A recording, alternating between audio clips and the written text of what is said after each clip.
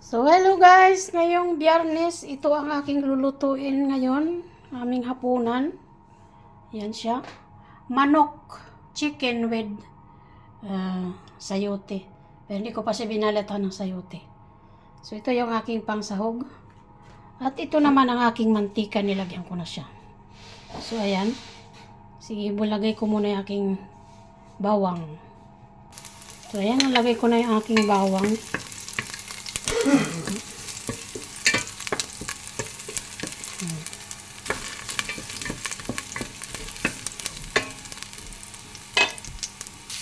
Sinunod ko na yung aking luya.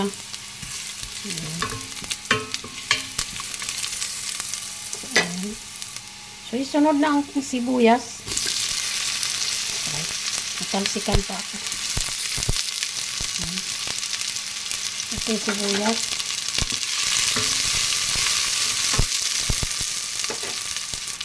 Isunod ko na yung aking kamatis.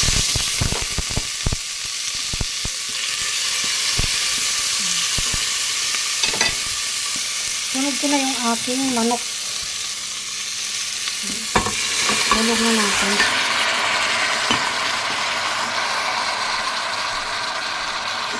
Haluin natin. Hirap talaga pag walang taga-video.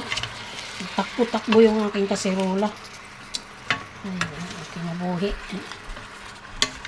Hirap talaga kumita ng pera. So, ayan. Haluin na natin. Inalagyan ko na yan siya ng asin. Kainis mo itong kawali ko. Kaserola. Sige, lakat-lakat. So, ayan. Haluin ko muna siya. So, at pakuluin ko muna siya kasi mayroon siyang konting tubig. Hayaan na natin siya kumulo muna. Ayan. Kasi may asin naman yun siya. So, tayin natin na kumulo. Nilagyan ko siya ng black pepper. Lagyan natin. So, ayan, dahil kumulo na siya, lagyan ko na siya ng tubig. Kasi palalambutin ko pa to siya. So, ayan. Takipan muna natin. Ayan. So, ayan guys, kumukulo na siya. So, hayaan ko lang yan siya hanggang lumambot. Hanggang maano yung sabaw niya. So, ayan, tingnan natin mamaya. So, ayan guys, tingnan ko na yung aking nilalagang manok. So, tikman muna natin. Masarap ng sabaw. So, ayan, anuhin ko pa to, pakuluan ko pa. Hanggat lumambot. So, ngayon guys, mas malambot na yung aking manok. So, ilagay ko na yung aking sayote.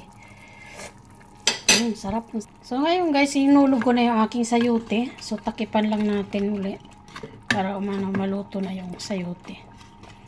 So, ayan. Tininikman ko na yan. Masarap ang sabaw. Ayan.